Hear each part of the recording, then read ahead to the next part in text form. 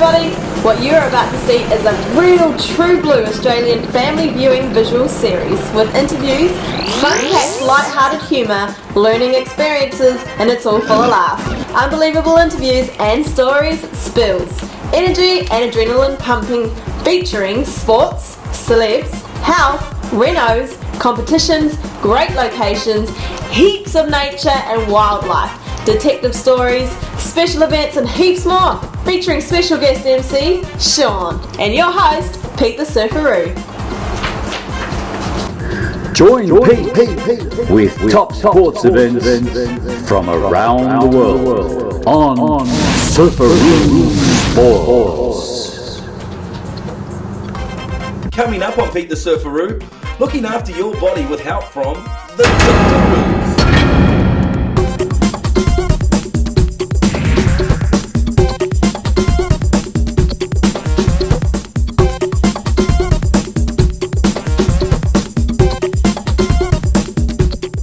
And then we join our crime-fighting team, lovable, intelligent, smart, cutie, KANGA, and suave, sophisticated, quick-thinking, easygoing, Inspector, with KANGA and Inspectoroo to the rescue.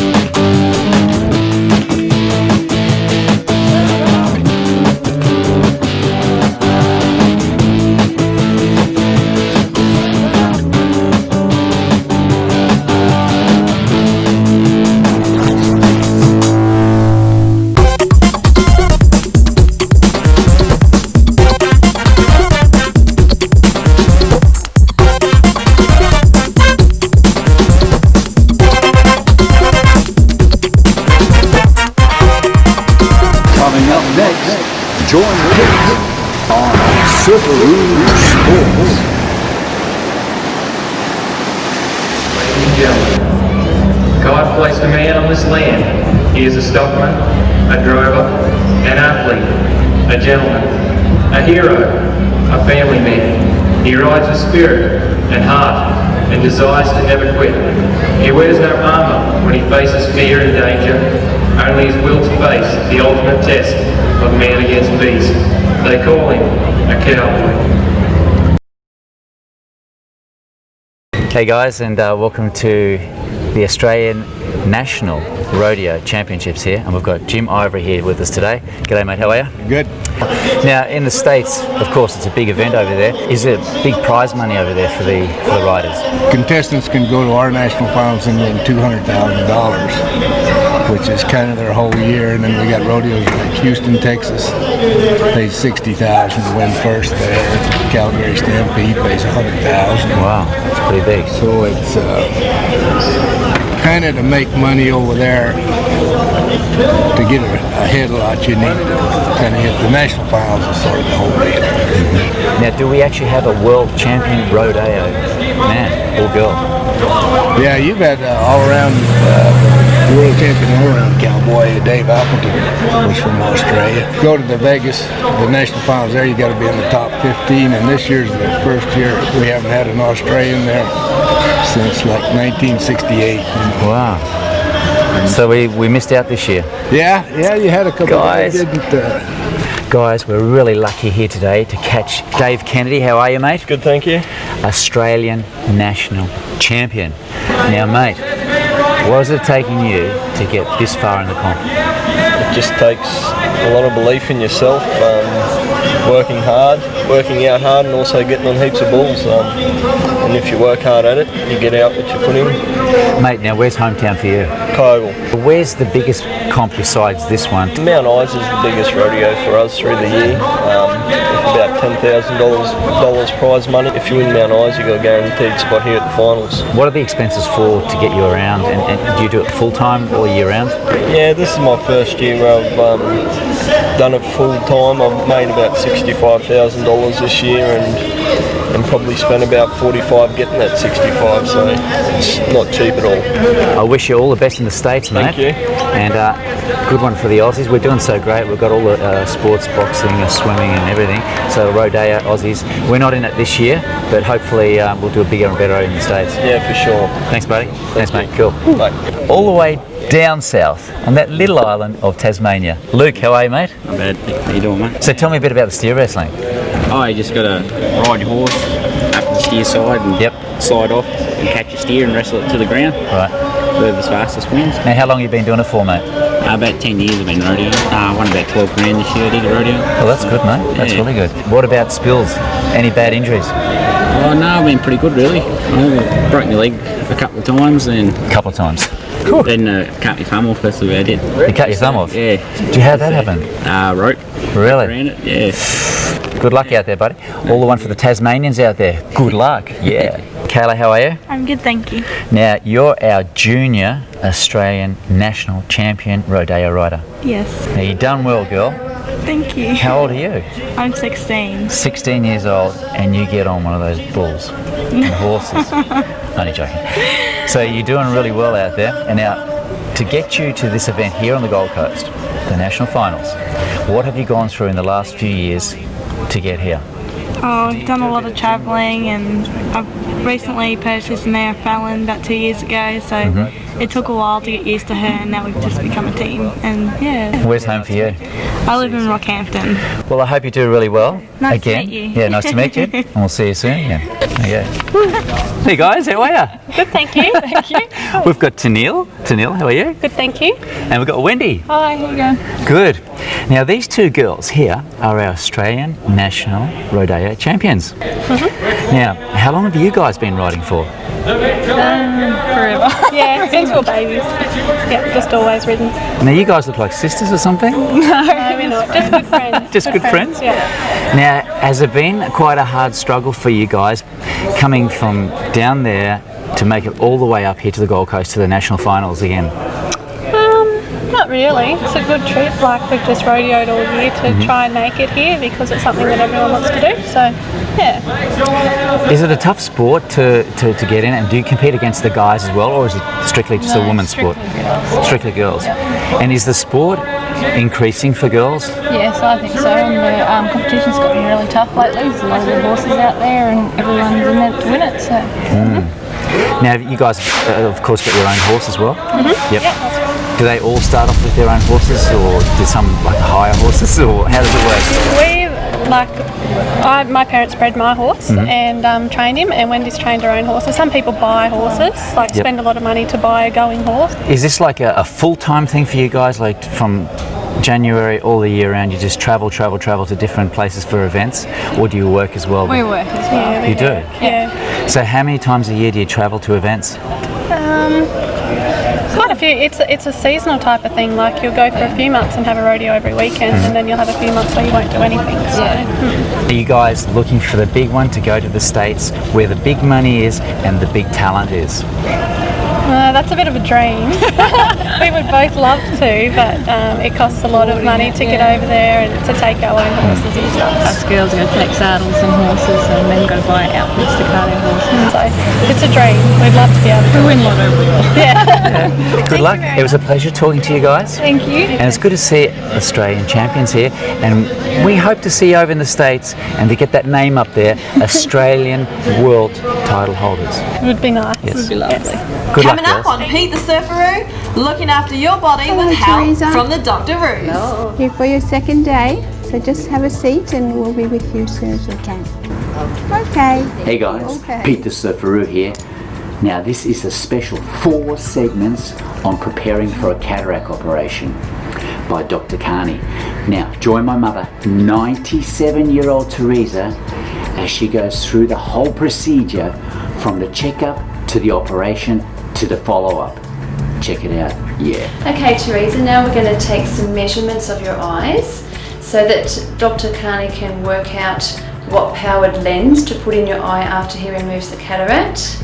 So what we'll do is measure the curvature of your eye, both this way and that way, and then after that we'll use an ultrasound to measure the axial length of your eye, which is the distance from the front of your eye to the back of your eye. And then using all of those different measurements that we get out of that, the doctor can work it out. So the right strength lens is put in your eye to give you the best possible visual outcome. Okay? That's good. Right.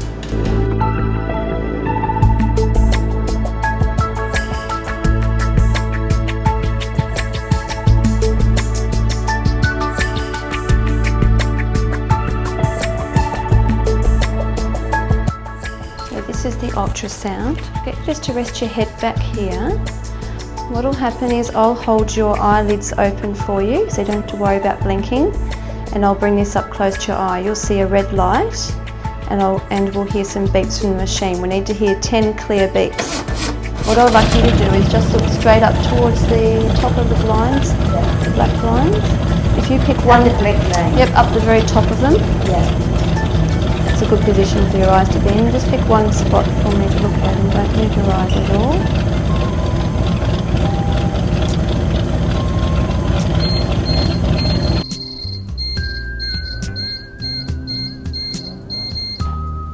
Okay.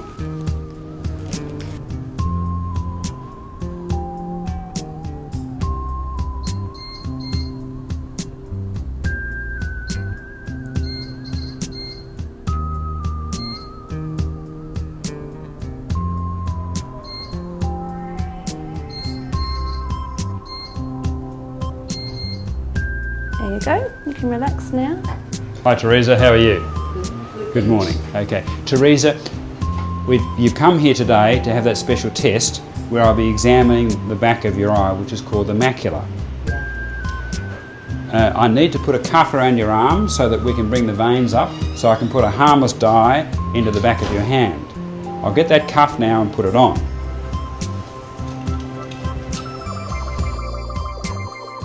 Stings a little bit now.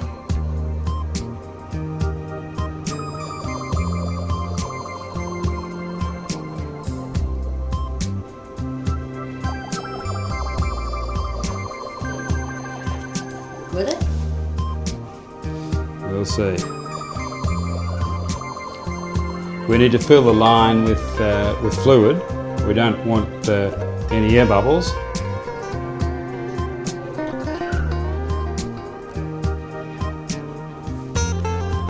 I inject a little bit to clear the line of blood so the blood doesn't clot in the line.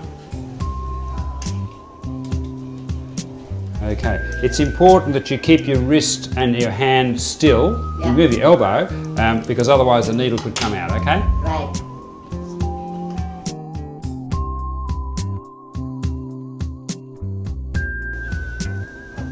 Look at the flashing light there for me, please, Teresa. Good.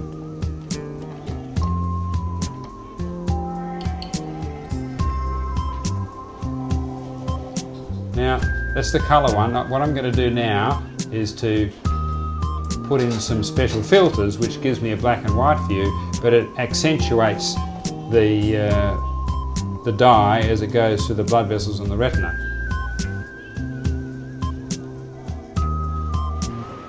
There we are. Teresa, these are the pictures at the back of your eye. Now, I'm going to show you the right eye. That's the optic nerve there that takes the messages to the brain. That's one of the veins, and that's one of the arteries. That's the area of central vision called the macula. It's a specialised part of the retina that you need for reading and recognising people's faces and seeing number plates. This is your left eye. It's the normal optic nerve, one of the veins, one of the arteries. But if you look over here, can you see the hemorrhages there? Little red dots there? Yeah. They shouldn't be there, and it's because of a degeneration of the macula. Now, I'm going to have a look at the dye and see what happens. There's the dye coming in through. It's at about 19 seconds after I gave you the injection. And that's the dye coming through the arteries and veins. And at the back there, it appears mottled, and there's a disturbance of the normal fovea or central macula due to degeneration at the back of the eye. Let's go on to some more pictures to see what happens. This is the other eye, and it's not affected like the left eye.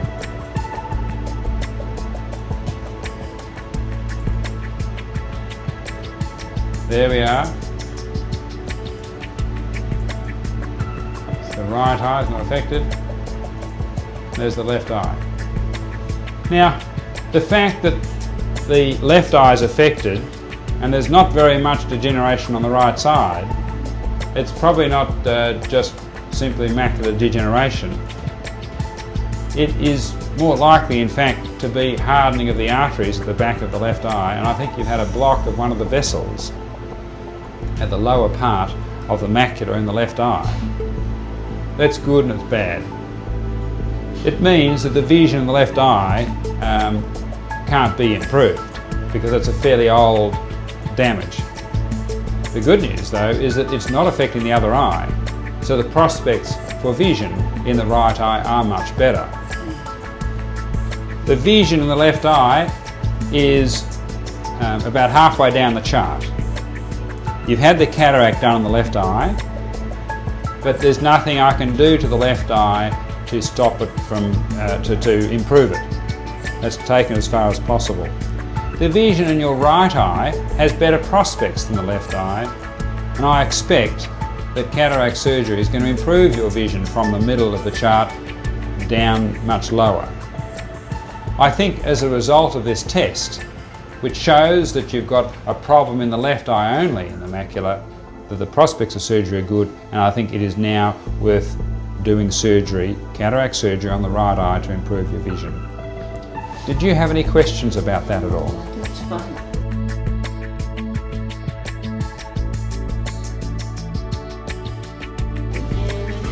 Okay, Teresa, so you're all done today. And now we've booked you in for your cataract surgery on Monday the 23rd of July. Okay, so if you just give me a couple minutes, we'll have a seat and we'll go through all the hospital paperwork with you. Okay, so just have a seat for me.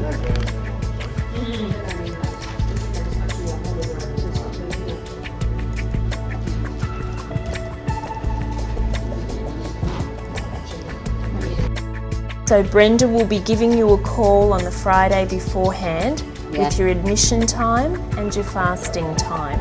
Right. Okay. From the time you check in until the time you're discharged, allow about 4 to 5 hours. It could be less than that depending on how smoothly the theatre's running that day. Right. All right.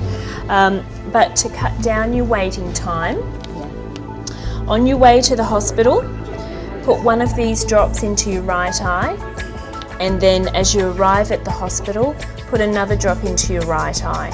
Okay? When I have to do this? As you get into the car to go to the surgery, put one drop in, and then as you arrive at the hospital, put another drop in. Okay? That starts the dilating process and cuts down your waiting time. Right. Okay? Up until that time, keep them in the fridge because they don't have any preservatives in them. Right. Okie dokie. Now that's all set to go. So all you have to do is fill out your hospital paperwork, and Brenda will give you a call closer to the time with your admission time and your fasting time. Okay? Hang in there, it's time for our favourite team, KANGA and Inspector Roo to the rescue. KANGA and Inspector Roo. Crime is unfolding and we need you. They're innocent in danger, they need help from you. KANGA and Inspector Roo. KANGA's so cute and smart. Inspector Roo's suave and sophisticated.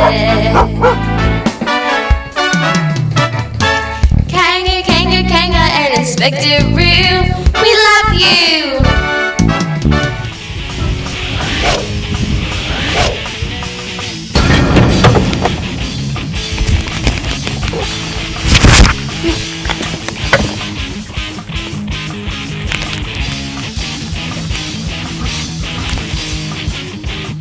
Let go of me! Come here, Mom.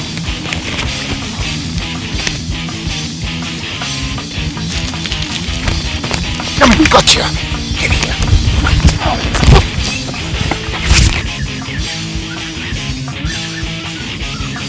I want to go home! Get in here.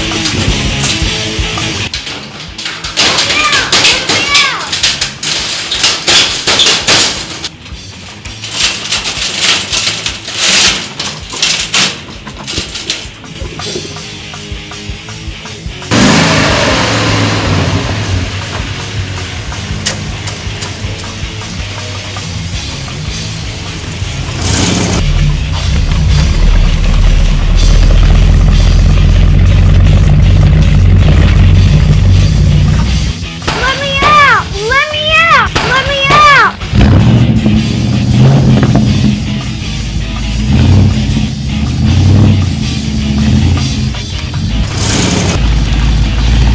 I need some water!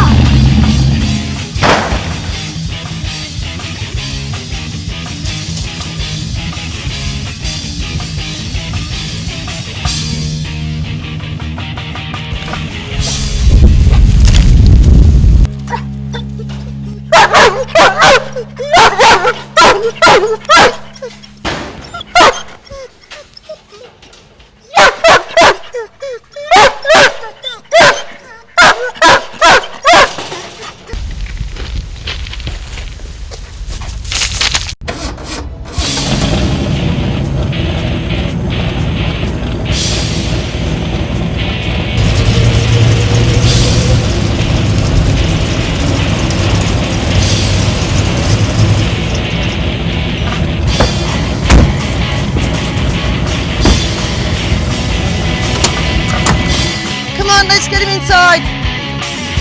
Come on, settle down, settle down. He's got me, man.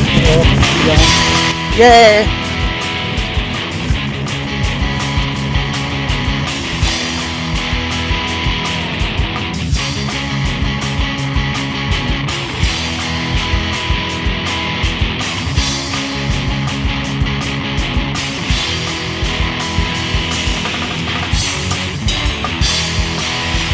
Why'd you let him go by himself? He was meeting up with friends, so I let him go on his own. I thought he'd be alright. He had Bubbles with him. Well, who knows where Bubbles and Anthony are? Who knows what's happened to them?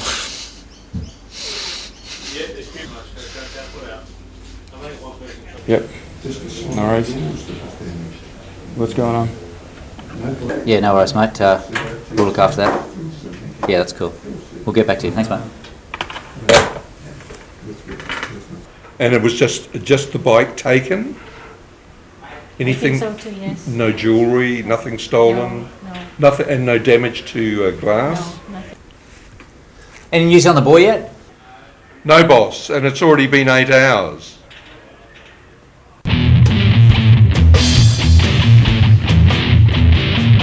Bubbles! Bubbles, where are you? Help me!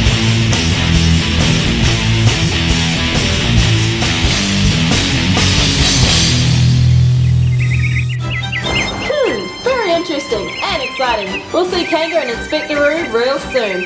Well, it's that time again to say goodbye from Pete the Surfaroo and his team. I'm Kim, your MC. Keep it G. I'm Sean, your MC. Till we meet again, bye.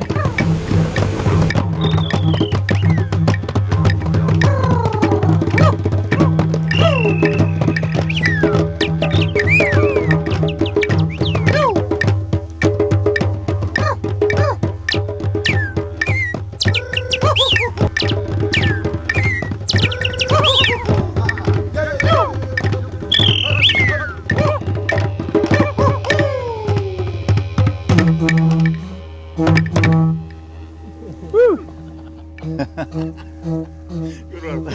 Good. Thanks, guys. Thank you. Mate, that was unreal.